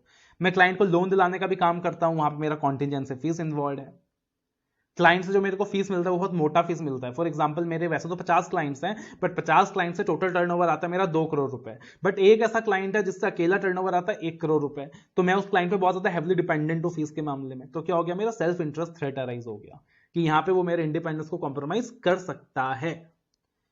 उसके बाद होता है self review threat. Self review threat का मतलब क्या हो गया कि फॉर एग्जांपल लेट अस से मैं एक कंपनी का स्टैट ऑडिटर हूं और मैं कंपनी के अकाउंट्स बना रहा हूं, तो अल्टीमेटली मैंने ही अकाउंट्स बनाया है और मैं ही ऑडिट करने वाला हूं, मतलब अपने काम को मैं ही रिव्यू करने वाला हूं। मैंने कंपनी का इंटरनल कंट्रोल सिस्टम डिजाइन किया है और मैं ही कंपनी का स्टैट ऑडिटर हूं, तो इंटरनल कंट्रोल सिस्टम भी मैंने ही डिजाइन किया है। एज अ स्टैट ऑडिटर मैं इंटरनल कंट्रोल सिस्टम को रिव्यू भी खुद ही करूंगा। समझ रहे हो? मैं एज अ स्टैट ऑडिट मैं कंपनी को एक्चुअरियल सर्विसेज प्रोवाइड कर रहा हूं, इन्वेस्टमेंट एडवाइजरी सर्विसेज प्रोवाइड कर रहा हूं, इंटरनल ऑडिट सर्विसेज प्रोवाइड कर रहा हूं। तो क्या हो जाएगा कि अपना काम मैं खुद ही रिव्यू कर रहा हूं। तो यार अपना काम कोई भी इंडिपेंडेंटली रिव्यू नहीं कर सकता, अपनी कमियां कोई खुद नहीं निकाल सकता। तो वो क्या हो गया? Self review threat. और सेल्फ रिव्यू थ्रेट को दूर करने के लिए आप देखोगे कि कंपनीज एक्ट के अंदर ना सेक्शन 144 दिया है, प्रोहिबिटेड सर्विसेज, कि एक stat audit actuarial services provide नहीं कर सकता, internal audit, investment advisory, accounting, वो सारा सर्विसेज प्रोवाइड नहीं कर सकता कंपनी को। उसके बाद होता है एडवोकेसी थ्रेट। एडवोकेसी थ्रेट मतलब मैं किसी क्लाइंट को इतना प्रमोट कर रहा हूं कि कहीं ना कहीं मेरी इंडिपेंडेंस कॉम्प्रोमाइज हो रही है। फॉर एग्जांपल मैं जिस क्लाइंट को ऑडिट कर रहा हूं उसी का शेयर्स प्रमोट कर रहा हूं कि इस कंपनी का शेयर खरीद लो, राइट? या फिर कंपनी का जब लिटिगेशन हो रहा है, कंपनी का जब केस चल रहा है थर्ड पार्टीज के सामने, तो मैं उस कंपनी का केस हैंडल कर रहा हूं, उस कंपनी का एडवोकेट बन के भी काम कर रहा हूं। तो वो क्या हो गया? एडवोकेसी थ्रेट, मेरा इंडिपेंडेंस कॉम्प्रोमाइज हो रहा है। और उसके बाद आता है फैमिलियरिटी थ्रेट। फैमिलियरिटी थ्रेट मतलब मेरा क्लाइंट के साथ बहुत ज्यादा क्लोज रिलेशन है, बहुत ज्यादा क्लोज रिलेशन है, close friends, close family relations, husband and wife, right? तो मेरा क्या है? बहुत ज्यादा क्लोज रिलेशन है क्लाइंट के साथ। तो उसकी वजह से भी क्या हो जाएगा? थ्रेट अराइज हो जाएगा। बिकॉज अगर मेरा इतना ज्यादा क्लोज रिलेशन है, क्लोज रिलेटिव है, फॉर्मर पार्टनर है, फॉर्मर डायरेक्टर है कंपनी का, राइट? क्लाइंट मेरी बहुत खातिरदारी करता है, 5 स्टार्स में स्टे, मोटे मोटे गिफ्ट्स, ये सारा कुछ मुझे मिलता है क्लाइंट से, तो जिसकी वजह से मेरा बहुत फैमिलियर रिलेशन है क्लाइंट के साथ, तो जल्दी से मैं कोई नेगेटिव ओपिनियन एक्सप्रेस नहीं कर पाऊंगा, वो भी एक थ्रेट है। और फिर फाइनली क्या हो गया? इंटिमिडेशन थ्रेट, मतलब मेरे को डराया जाता है, मेरे को धमकाया जाता है, तू अगर अच्छे से ऑडिट करेगा और अगर तू हमारे खिलाफ एडवर्स ओपिनियन दे देगा तो हम तेरे को ऑडिट से निकाल देंगे, हम तेरी फीस कम कर देंगे। तो ये क्या हो गया? डराना। तो ये क्या हो गया? Intimidation threat. This is also a threat. तो ये 5 तरीके का थ्रेट्स हो गया हमारे इंडिपेंडेंस के लिए। फिर बोला सेफगार्ड्स टू इंडिपेंडेंस, कि ये जो इंडिपेंडेंस है, इंडिपेंडेंस के जो थ्रेट्स हैं, हम इससे बचें कैसे, सेफगार्ड कैसे करें? तो बोला क्वालिटी का ध्यान रखो, ऐसे 220 के अंदर, एसक्यूसी 1 के अंदर जो क्वालिटी कंट्रोल की बातें हैं उसका ध्यान रखो। जो की फंडामेंटल ऑडिट प्रिंसिपल्स हैं जिसकी बात ऐसे 200 में भी होती है, इंटेग्रिटी, ऑब्जेक्टिविटी, प्रोफेशनल स्केप्टिसिज्म, उनका ध्यान रखो। ऑडिट एक्सेप्ट करने से पहले सोच लो कि भाई कहीं तुम्हारे इंडिपेंडेंस को कॉम्प्रोमाइज तो नहीं करना पड़ेगा। और अगर तुमको लगता है कि ऑडिट एक्सेप्ट करने से पहले कोई थ्रेट है तो उस काम को एक्सेप्ट मत करो, और अगर ऑडिट करते वक्त तुमको लगता है कि थ्रेट है तो उस काम को छोड़ दो। तो ये क्या हो गया हमारा? Safeguards to independence. This are the safeguards to independence. उसके बाद प्रोफेशनल स्केप्टिसिज्म को एक्सप्लेन किया हुआ है। Again professional scepticism is something जो हम ऐसे 200 के अंदर देखते हैं। स्टडी मैट में ना चीजें ऑर्गेनाइज्ड नहीं है, that is the problem. Study mat में चीजें ऑर्गेनाइज्ड नहीं है। हम लोगों ने नोट्स में क्या किया हुआ है कि हाँ भाई जो भी स्टैंडर्ड से रिलेटेड चीजें हैं उसको अलग से स्टैंडर्ड्स में डाला हुआ है, बाकी चीजें चैप्टर्स में डाली हुई है। स्टैंडर्ड में स्टडी मैट में सब कुछ मिक्स्ड है, बट अज्यूमिंग कि आप सब कुछ पढ़ चुके हो पहले, सो दैट इज वाई हम मिक्स्ड वे में देख रहे हैं। प्रोफेशनल स्केप्टिसिज्म क्या मतलब होता है? हमेशा अलर्ट रहना, हमेशा क्वेश्चनिंग माइंड रखना, हमेशा अलर्ट रहना, always be critical, always be alert. कहीं भी कुछ भी गलत हो सकता है, कभी भी फ्रॉड मिल सकता है, कहीं भी कुछ भी गलत हो सकता है। There might be any condition that is going to indicate me a possible fraud. Management मेरे को डॉक्यूमेंट नहीं दे रहा तो क्यों नहीं दे रहा, जल्दी दे रहा तो जल्दी क्यों दे रहा है, गलत देर से दे रहा है तो देर क्यों कर रहा है, शक होने की बीमारी।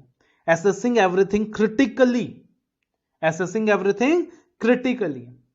कुछ भी अनयूजुअल दिख रहा है तो उसमें ज्यादा शक एक्सरसाइज करना, ऐसा हुआ तो क्यों हुआ, शक्की mind, questioning mind, being alert to circumstances, that is what we call as professional scepticism. और ये जो टर्म ऐसे 200 के अंदर दिखाई देता है, इससे क्या होता है कि आप फ्रॉड्स वगैरह डिटेक्ट कर पाते हो। अगर आपके अंदर प्रोफेशनल स्केप्टिसिज्म की क्वालिटी नहीं है तो फ्रॉड्स वगैरह डिटेक्ट नहीं कर पाओगे। तो जितने भी मेजर स्टैंडर्ड्स आपको दिखेंगे ऐसे 240 professional scepticism you should follow, तभी आप फ्रॉड्स को डिटेक्ट कर पाओगे। ऐसे 550 प्रोफेशनल स्केप्टिसिज्म आपको फॉलो करना पड़ेगा, तभी आप रिलेटेड पार्टीज के अंदर मैनिपुलेशंस वगैरह आइडेंटिफाई कर पाओगे, तभी आप रिलेटेड पार्टीज को आइडेंटिफाई कर पाओगे। तो प्रोफेशनल स्केप्टिसिज्म का जिक्र हमेशा आएगा। Professional scepticism is very much necessary to the critical assessment of audit evidence. Professional scepticism क्या है? बहुत ज्यादा जरूरी है for the critical assessment of audit evidence. आपको क्या करना है? हर एक फ्रॉड रिस्क फैक्टर को बहुत ही ध्यान से इवैल्यूएट करना है, राइट? आपको हमेशा केयरफुल रहना है, आपको हमेशा केयरफुल रहना है। कोई भी ऐसा information that brings into question the reliability of documents submitted to you, be careful, right? Any condition that may indicate a possible fraud, be careful. आपको कोई भी अनयूजुअल सर्कमस्टेंस को ओवरलुक नहीं करना। कुछ भी अजीब दिखाई दे रहा है, कुछ भी अनयूजुअल दिखाई दे रहा है, तो आपको उसको इग्नोर नहीं करना, आपको उसको ओवरलुक नहीं करना। जो भी past experience of honesty of integrity management है, आप उसको इग्नोर नहीं कर सकते।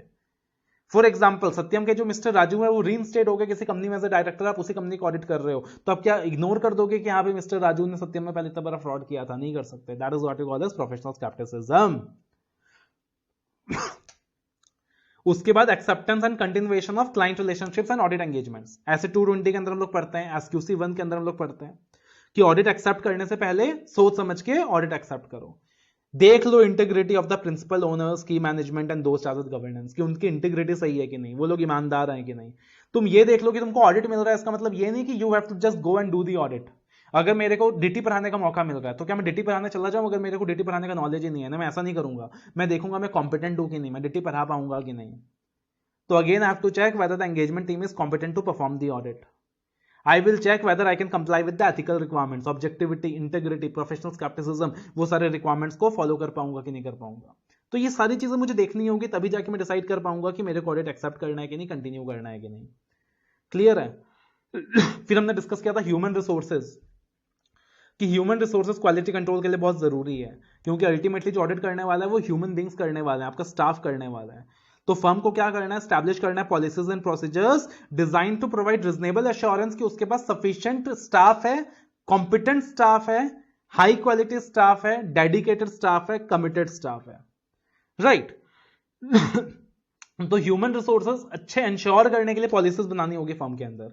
रिक्रूट किसको करना है, उनका परफॉर्मेंस इवैल्यूएट कैसे करना है, उनकी जो कैपेबिलिटीज है उसको कैसे असेस करना है, उनका जो रेम्यूनरेशन सिस्टम है वो कैसे डिसाइड करना है, उनके कैरियर में उनको कैसे अच्छी अच्छी चीजें देनी है, कैसा प्रमोशन देना है, कैसा अच्छा रेम्यूनरेशन देना है कि वो हमारे साथ बने रहें।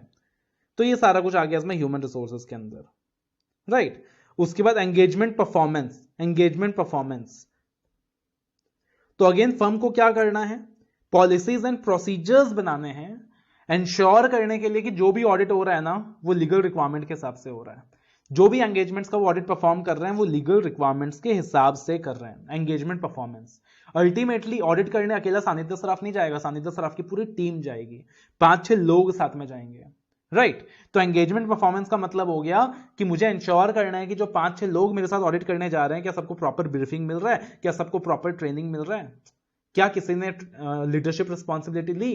लेट अस से मैं 6 लोगों को लेकर ऑडिट करने गया और मैंने लीडरशिप रिस्पॉन्सिबिलिटी ले ली, तो मेरे को क्या करना पड़ेगा? सारे जितने भी एंगेजमेंट में लोग हैं मेरे साथ उनको ब्रीफिंग देना पड़ेगा, उनको ट्रेनिंग देनी होगी, उनके काम को रिव्यू करना पड़ेगा, उनके काम को डायरेक्ट करना पड़ेगा, ये सारा कुछ देखना पड़ेगा। That is a part of engagement performance. ये भी हम ऐसे 220 में देखते हैं, एसक्यूसी 1 में देखते हैं। एंड फाइनली मॉनिटरिंग, कि क्वालिटी कंट्रोल को स्टैब्लिश करने के लिए सिर्फ ऊपर लिखी जो भी चीजें हैं उसको डिजाइन करने से कुछ नहीं होगा, उसका प्रॉपर मॉनिटरिंग जरूरी है, उसका प्रॉपर मॉनिटरिंग इंपॉर्टेंट है। क्लियर है? तो ये क्या हो गया? सारा का सारा ऐसे 220 का पार्ट आ गया। फिर pre conditions of an audit, जैसे कि हमने डिस्कस किया था ऐसे 200 के अंदर स्कोप ऑफ ऑडिट के अंदर कि स्कोप कैसे डिसाइड होता है, या तो आईसीए बताता है, या लॉ के द्वारा डिसाइड होता है, या टर्म्स ऑफ एंगेजमेंट में फिक्स्ड होता है ना, जब एज ऑडिटर मैं एंगेजमेंट एक्सेप्ट करता हूं। तो अब यहां पे बोला pre conditions of audit, audit accept करने से पहले, ऑडिट एक्सेप्ट करने से पहले तुम क्या क्या प्री कंडीशंस लगाओगे। जैसे तुम ऑडिटर बन गया, तुमको किसी कंपनी से ऑफर आया कि be the auditor in my company, तो तुरंत तुम ऑडिट एक्सेप्ट कर लोगे या कुछ कंडीशंस लगाओगे? ऑब्वियस सी चीज है भैया, कुछ कंडीशंस लगाएंगे, हमारे भी एथिक्स है ना, हमारे भी अपने एथिक्स हैं, हर किसी एंटिटी में ऑडिट एक्सेप्ट नहीं कर लेंगे हम, कुछ क्या लगाएंगे? कंडीशंस लगाएंगे। आप कंडीशंस क्या है? बहुत सिंपल है। आप एक चीज बताओ, फाइनेंशियल स्टेटमेंट बनाना किसका काम है? मैनेजमेंट का। इंटरनल कंट्रोल सिस्टम डिजाइन करना किसका काम है? मैनेजमेंट का। फाइनेंशियल स्टेटमेंट डिजाइन करना भी फाइनेंशियल स्टेटमेंट बनाना भी मैनेजमेंट का काम है, इंटरनल कंट्रोल सिस्टम डिजाइन करना भी मैनेजमेंट का काम है। जब मैं ऑडिट करूंगा तो मेरे को इन्फॉर्मेशन चाहिएगा और इन्फॉर्मेशन को देना भी मैनेजमेंट का काम है। तो मैं मैनेजमेंट के सामने कुछ कंडीशंस लगा दूंगा, कुछ प्री कंडीशंस लगा दूंगा ऑडिट एक्सेप्ट करने से पहले, कि आप मुझे लिख के दीजिए, राइटिंग में दीजिए कि फाइनेंशियल स्टेटमेंट्स एफआरएफ के हिसाब से बना है, फाइनेंशियल रिपोर्टिंग फ्रेमवर्क के हिसाब से बना है। आप मुझे लिख के दो कि internal control system properly designed है। आप मुझे लिख के दो कि कल को जब मुझे इंफॉर्मेशन चाहिएगा ऑडिट के वक्त तो आप मना नहीं करोगे। तो अगर आप ये 3 बातें मुझे लिख के देते हो तो मैं ऑडिट एक्सेप्ट करूंगा, वरना ऑडिट एक्सेप्ट नहीं करूंगा। कौन सी 3 बातें? Financial statements as per FRF, internal control system design in a proper manner, और तीसरा एक्सेस टू ऑल इंफॉर्मेशन। अगर आप ये 3 बातें लिख के देते हो तब मैं ऑडिट एक्सेप्ट करूंगा, वरना नहीं करूंगा। This is what we call as pre condition of an audit, that is given in SA 210। उसके बाद दिया हुआ है अगेन ऐसे 210 का ही पार्ट है, कि जब आप एंगेजमेंट लेटर बनाओगे ऐसे 210 के अंदर, तो एंगेजमेंट लेटर के अंदर क्या क्या चीजें लिखी होंगी लॉजिकल सी चीज है ना यार। मैंने ऑडिट एक्सेप्ट कर लिया, मैनेजमेंट ने प्री कंडीशंस मान लिया, so in that very scenario engagement letter में क्या क्या लिखा होगा, मेरे ऑडिट का ऑब्जेक्टिव क्या है, मेरे ऑडिट का स्कोप क्या है, मैनेजमेंट की रिस्पॉन्सिबिलिटीज क्या क्या है, मेरे रिस्पॉन्सिबिलिटीज क्या क्या है ना, मेरे ऑडिट का ऑब्जेक्टिव क्या है, मेरे ऑडिट का स्कोप क्या है, मैनेजमेंट की रिस्पॉन्सिबिलिटीज क्या क्या है, एज ए ऑडिटर मेरी रिस्पॉन्सिबिलिटीज क्या क्या है, तो ये सारी चीजें आने वाली है। उसके बाद अगेन एक इंपॉर्टेंट क्वेश्चन बनता है, ऐसे 210 का ही है, चैप्टर 1 में दिया हुआ है कि एक बार मैंने एंगेजमेंट लेटर एंटर कर लिया, राइट, एक बार मैंने एंगेजमेंट लेटर एंटर कर लिया as a auditor, objective scope जो भी था डिसाइड कर लिया, तो कब कब टर्म्स ऑफ एंगेजमेंट रिवाइज हो सकती है, कब कब एंगेजमेंट लेटर रिवाइज हो सकता है in case of recurring audit, कब कब एंगेजमेंट लेटर रिवाइज हो सकता है। Once the engagement letter is entered normally it will not be revised, but कब कब वो एंगेजमेंट लेटर रिवाइज हो सकता है। तो एंगेजमेंट लेटर में लिखा क्या था, ऑब्जेक्टिव एंड स्कोप, तो अगर लगता है कि ऑब्जेक्टिव एंड स्कोप समझने में मिसअंडरस्टैंडिंग हो गया था, तब एंगेजमेंट लेटर रिवाइज हो सकता है ना। अगर मान लीजिए लेट अस से मैंने ऑडिट एक्सेप्ट करते वक्त देखा था कि जो मैनेजमेंट में लोग हैं वो अच्छे हैं कि नहीं, लेकिन जो सीनियर मैनेजमेंट में लोग हैं वही चेंज हो गए, पहले मिस्टर टाटा चेयरमैन थे, अब दाऊद इब्राहिम चेयरमैन है, recent change in the senior management, तो अगेन वहां पे मेरा एंगेजमेंट लेटर रिवाइज हो जाएगा। पहले मैंने देखा था कि कंपनी के जो ओनर्स है वो टाटा ग्रुप है, बट अब मैंने देखा कि कंपनी का ओनरशिप किसी और के पास चला गया है, तो ओनरशिप स्ट्रक्चर में चेंजेस आया, तब एंगेजमेंट लेटर रिवाइज हो जाएगा। Change in nature of entity, that में भी रीजन की एंगेजमेंट लेटर रिवाइज हो जाएगा। पहले मैं प्राइवेट कंपनी का ऑडिट कर रहा था, वो पब्लिक कंपनी में कन्वर्ट हो गया। पहले मैं किसी नॉर्मल कंपनी का ऑडिट कर रहा था, वो बैंकिंग कंपनी में कन्वर्ट हो गया, उसने चेन ऑफ ऑपरेशंस इंक्रीज कर दिए हैं, तो दैट में भी लेटर रीजन की एंगेजमेंट लेटर रिवाइज हो जाएगा। चेंज इन लीगल और regulatory requirement, law regulation change हो गया, पहले शेड्यूल 3 एप्लीकेबल था, अब एक नया शेड्यूल आ गया, कोई शेड्यूल 2 एप्लीकेबल है, राइट, शेड्यूल 3 की रिक्वायरमेंट चेंज हो गई, तब एंगेजमेंट लेटर रिवाइज हो जाएगा। एफआरएफ की रिक्वायरमेंट चेंज हो गई, तब एंगेजमेंट लेटर रिवाइज हो जाएगा। तो दिस आर द ग्राउंड्स कि एंगेजमेंट लेटर कब कब रिवाइज हो जाएगा। Limitations on scope prior to audit engagement acceptance, कि अगर मेरा ऑडिट एक्सेप्ट करने से पहले मैनेजमेंट लिमिटेशन लगा देता है, मैं ऑडिट एक्सेप्ट नहीं करूंगा unless and until it is a requirement of the law. अगर मेरे ऑडिट एक्सेप्ट करने से पहले मैनेजमेंट लिमिटेशंस लगा देता है तो मैं ऑडिट एक्सेप्ट नहीं करूंगा sir, unless and until it is a requirement of the law. This is what it has been said. Clear है, यहां ऐसे 210 की ही बातें दी हुई है। आगे चल के कहा हुआ है कि मान लो लेटर से रेकरिंग ऑडिट के अंदर there is a change in circumstance और मैनेजमेंट रिक्वेस्ट कर रहा है कि आप क्या कर लो, टर्म्स रिवाइज कर लो। मैनेजमेंट रिक्वेस्ट कर रहा है आप टर्म्स रिवाइज कर लीजिए, तो हम मानेंगे कि नहीं मानेंगे। हम देखेंगे जो टर्म्स रिवाइज किया जा रहा है उस टर्म्स का इफेक्ट किया, what is the change and whether there is the reasonable justification to change the engagement. Management जो चेंजेस प्रपोज कर रहा है, क्या उसका कोई रीजनेबल जस्टिफिकेशन है to change the engagement. For example, पहले एंगेजमेंट लेटर में लिखा हुआ था कि मैं जब बुक्स का एक्सेस मांगूंगा मैनेजमेंट मेरे को देगा, बट अब मैनेजमेंट मुझे कह रहा है कि हम टैक्स रिकॉर्ड आपको प्रोवाइड नहीं करेंगे, बट उसका रीजनेबल जस्टिफिकेशन ये है कि वो जो इनकम टैक्स रिकॉर्ड है ना, वो इनकम टैक्स डिपार्टमेंट ने सीज कर लिया है, तो वहां पर रीजन जस्टिफाइड है, आई कैन कंटिन्यू। बट अगर मैंने देखा कि वहां पे रीजन जस्टिफाइड नहीं है, there is no reasonable justification, फालतू का मैनेजमेंट रेस्ट्रिक्शन लगा रहा है मेरे काम पे। Auditor conclude, if the auditor concludes that there is a reasonable justification to change the engagement and the audit work performed complied with the standards, the report would be appropriate. The auditor should not agree to a change of engagement whether there is no reasonable justification to doing so. तो अगर reasonable justification नहीं है, management फिर भी क्या कर रहा है, टर्म्स को चेंज करने को कह रहा है, तो मैं क्या कर लूंगा, विड्रॉ कर लूंगा। मैं क्या कर लूंगा, विड्रॉ कर लूंगा। मैं बोलूंगा भैया मैं रिजाइन करके जा रहा हूं, और साथ ही साथ डिटरमाइन कर लूंगा एज ए ऑडिटर कि मैं विड्रॉ तो कर रहा हूं, बट क्या किसी रेगुलेटरी अथॉरिटी को कम्युनिकेट करने की मेरी कोई रिस्पॉन्सिबिलिटी बनती है, क्या किसी रेगुलेटरी अथॉरिटी को कम्युनिकेट करने की मेरी कोई रिस्पॉन्सिबिलिटी बनती है। अब आगे देखना यार, इलस्ट्रेशन दिया हुआ है कि ये भी ऐसे 220 के ऊपर बेस्ड है, बट जब तक ऐसे 220 आप अच्छे से डिटेल्ड में नहीं पढ़ लोगे, आप इलस्ट्रेशन कर नहीं सकते, बिकॉज अभी यहाँ पे स्टैंडर्ड्स का हमने सिर्फ इंपॉर्टेंट पॉइंट जो दिख रहा है ना साथ साथ रिवाइज कर लिया, बट स्टैंडर्ड्स का आपको कंप्लीट नॉलेज होना चाहिए, तभी आप ये सारे इलस्ट्रेशंस वगैरह कर पाओगे। तो ये जो इलस्ट्रेशन दिया हुआ है ये ऐसे 220 के ऊपर बेस्ड है, एंड ऐसे 220 का प्रॉपर नॉलेज चाहिए आपको to solve this illustration. Again ये जो केस स्टडी दी हुई थी यहाँ पे, ये भी ऐसे 200 के ऊपर बेस्ड है, आपको ऐसे 200 का प्रॉपर नॉलेज चाहिए to solve this case studies. Clear है। फिर उसके बाद यहां पे again test your knowledge, correct, incorrect, तो ये सारा क्वेश्चंस दे दिया यहाँ पे, तो आप इनको क्या कर लेंगे, अगेन रेफर कर लेंगे। तो देखना यार, स्टडी मैथ से पढ़ते वक्त ना सबसे बड़ी जो डिफिकल्टी अराइज होती है वो ये होती है कि इन्होंने बेसिक्स और स्टैंडर्ड्स में ना खिचड़ी पका दी है इन्होंने। बेसिक्स डाल दिया, स्टैंडर्ड्स डाल दिया। अगर आपने इस चैप्टर को पढ़ने से पहले ऐसे 200, 210 एंड 220 ये तीन स्टैंडर्ड्स अच्छे से कर लिया होता। कौन से? 200 overall objectives, 210 that is terms of engagement, 220 quality control, read with SQC1। अगर आपने ये तीन स्टैंडर्ड्स अच्छे से कर लिया होता तो आप देखोगे कि पूरा आधा स्टडी मैथ तो ये तीन स्टैंडर्ड्स के ऊपर बेस्ड है। 200, 210, 220 if you have done this 3 standards. इन तीन स्टैंडर्ड्स के अलावा जो टॉप क्वेश्चंस हैं वो बेसिक क्वेश्चंस हैं कि ऑडिट क्या है, स्कोप ऑफ ऑडिट क्या है, expect to be covered in audit क्या है, टाइप्स ऑफ ऑडिट क्या है, relationship of audit with other disciplines क्या है, advantages of audit of financial statements क्या है। तो ये सारा बेसिक क्वेश्चन है। बट इसके बाद जनरली जितने भी क्वेश्चन हैं सब स्टैंडर्ड्स ही पूछा हुआ है। Inherent limitations of audit, quality control के नॉर्म्स, हर एक क्वालिटी कंट्रोल के प्रिंसिपल को समझाया है, प्री कंडीशन, तो वो सारा कुछ स्टैंडर्ड के ऊपर बेस्ड है, जिसके लिए आपको क्या होना चाहिए सर, स्टैंडर्ड्स का नॉलेज होना चाहिए। तो एज्यूमिंग कि आपने स्टैंडर्ड्स भी कर लिया था, हमने उसे भी रिवाइज कर लिया है, राइट, उसे भी रिवाइज कर लिया है। तो मोटा मोटी रूप में 80% of the chapter we have revised. Hopefully this revision session was beneficial for you, and if yes, please don't forget to like the videos and share the videos with your friends, and let's stay connected for the second revisionary videos that is going to come very soon.